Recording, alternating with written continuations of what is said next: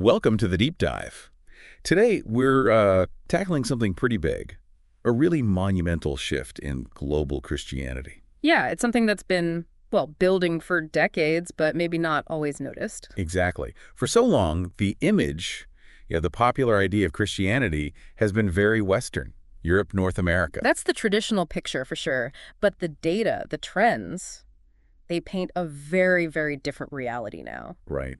So our mission here in this deep dive is to unpack that change, to get into the details, why it matters, and why you should know about it. We've looked at a lot of material, different sources, and they all point to this fundamental recentering of Christian life. Recentering, that's a good way to put it. It's not just minor tweaks we're talking about here. No, not at all. The actual demographic heart and increasingly the influence, it's decisively shifting. Towards the global south. Precisely. Africa, Asia, Latin America. This isn't just some passing trend. It's like reshaping the whole thing. It's almost hard to really grasp, isn't it, after centuries of the West being so central? It is. So this deep dive, we designed it to help you get a clear handle on it.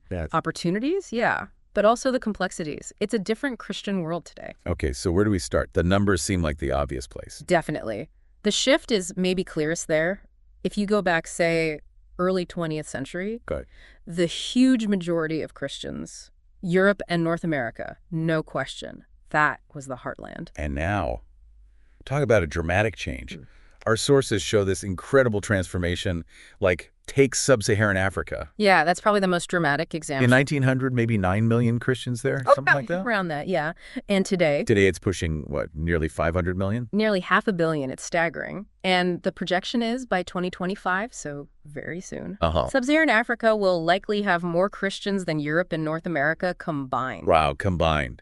Countries like Kenya, Nigeria, Uganda, Ethiopia, they're right at the center of this. And often fueled by these really vibrant Pentecostal and charismatic movements. Right, those traditions focusing on, like, direct experience, the Holy Spirit, gifts like healing, speaking in tongues. Exactly, very experiential. And it's not just Africa, though.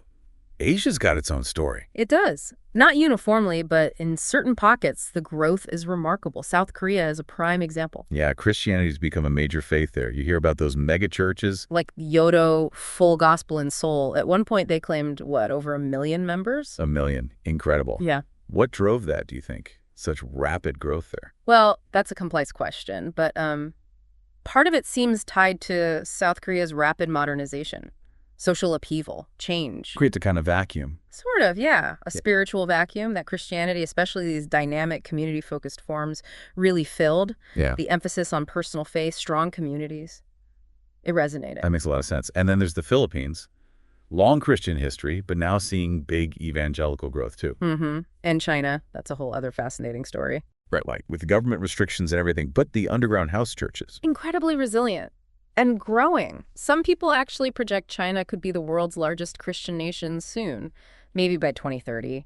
Despite everything, it's amazing, that resilience. It often thrives on really tight-knit networks, deep personal commitment, often in these small, hidden groups. And Latin America, another big piece of the puzzle. It's not just Catholicism anymore. Not at all. You've got these burgeoning evangelical and Pentecostal movements. Brazil's a standout case. The Protestant numbers there have just exploded, haven't they? They really have. Went from maybe 5% back in 1970 to, what, over 22% today? Probably more now. And it's happening elsewhere, too. Guatemala, Mexico. Yeah, similar trends. Often these newer groups emphasize a more personal, experiential faith.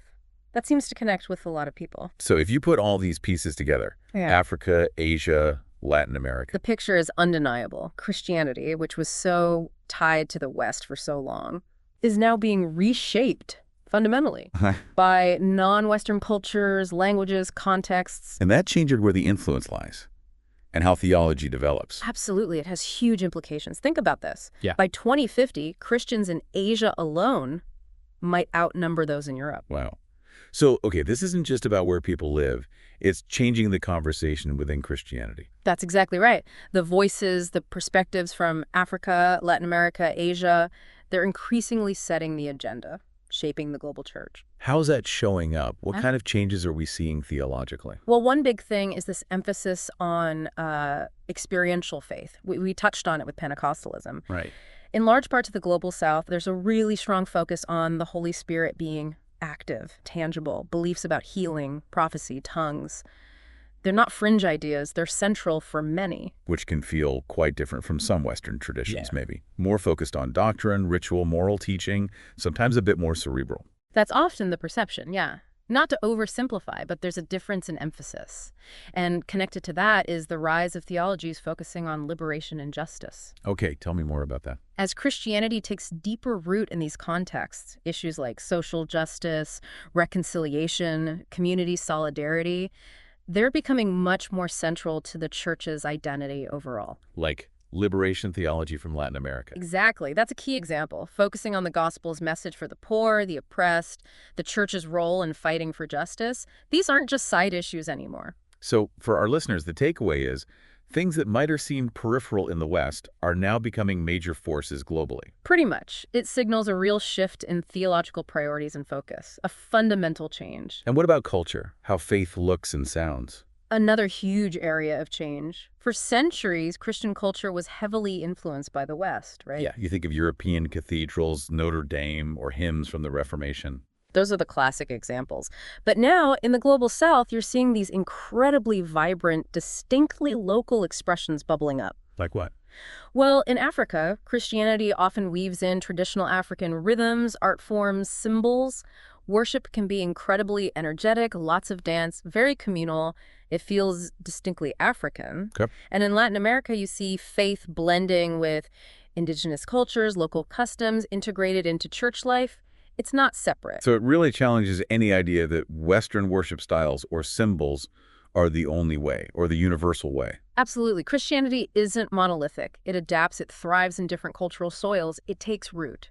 And we're seeing that in art, music. Definitely. An explosion of creativity. Christian music reflecting local sounds, Nigerian gospel choirs, or amazing visual art from Latin America using indigenous themes. It shows faith expressed in countless ways. This must also be shifting power dynamics within the global church then. Inevitably. That traditional Western dominance in terms of setting the agenda, theological authority, it's being challenged. So Western Christianity isn't seen as the only legitimate voice anymore. Increasingly, no. It's becoming more of a multipolar reality. It's forcing a kind of recalibration, really, moving away from that old hierarchy. Towards more mutual respect. That's the ideal, yes. Recognizing different centers of gravity, different voices. And it's not just internal church stuff, right? You mentioned mission earlier. Huge changes there, too. The global South isn't just on the receiving end of mission anymore. Far from it. They're sending missionaries out now. Absolutely. Emerging as a major missionary powerhouse, sending people to places the West used to dominate, including back to the West itself. That's the reverse mission idea, sending missionaries to, say, secularized Europe or North America. Exactly. Can you give an example of how that looks? Sure. You've got churches in, say, South Korea or Brazil actively planting churches or sending workers to Europe. They're trying to reach secular populations, maybe revitalize struggling congregations. And African Pentecostal churches have established a huge presence in cities like London, Paris, New York. They bring a very different energy, a different style. Wow, that completely flips the traditional mission narrative. It really does. The global North is now, in many ways, a mission field itself. Which means approaching mission differently, with more humility. Definitely. Recognizing that theological insights, cultural resources, spiritual vitality, they're flowing from the South now, too. It's a two-way street, or should be. Okay, so wrapping up this section, what are the key things the global church needs to grapple with now? The big shifts. Well, first, just acknowledging it. Honestly, acknowledging the West's historical dominance, but fully embracing this new global reality. Understanding the past, but living in the present. And embracing diversity, right. Not just tolerating it, but seeing it as central. Absolutely central. Theological, cultural, linguistic diversity, that is the global church now. And thinking globally. In this connected world, you have to. Cross-cultural work, contextualizing the message. Yeah, making the gospel make sense in different places. That's crucial. And technology is a massive enabler here. The internet, social media, connecting believers, spreading ideas like never before. Accelerated everything. And finally, theology itself needs to keep adapting, engaging with these diverse contexts while staying true to the core scriptures. It's a constant balancing act. Let's dig into the why a bit more. Why is all this happening? What are the root causes? It's a mix of factors, really. Demographics is a big one we already touched on, simply higher birth rates in many Global South regions. There's more people being born into Christian families there. Fundamentally, yes. And then urbanization. Cities growing rapidly across the Global South. And these cities become spiritual hubs. Often, yeah. Vibrant churches, megachurches spring up, meeting diverse needs. They become centers for innovation, outreach. And inculturation, that idea of faith taking root locally. Crucial. It's not just Western Christianity copied and pasted. It gets reshaped, interwoven with local culture. Pentecostalism in Africa connects with existing spiritual ideas. Evangelicalism in Latin America stresses personal faith in ways that resonate locally. It feels more authentic, more theirs. Exactly. And the community aspect is huge, too. You mentioned that. Right. Many Global South cultures are more communal than, say, the individualistic West. And that fits well with church life, community worship, praying together, social action. The church becomes a real center of life, offering support. Which is maybe less common in some parts of the West now. Arguably, yes. And then there's technology again. Globalization. Yeah.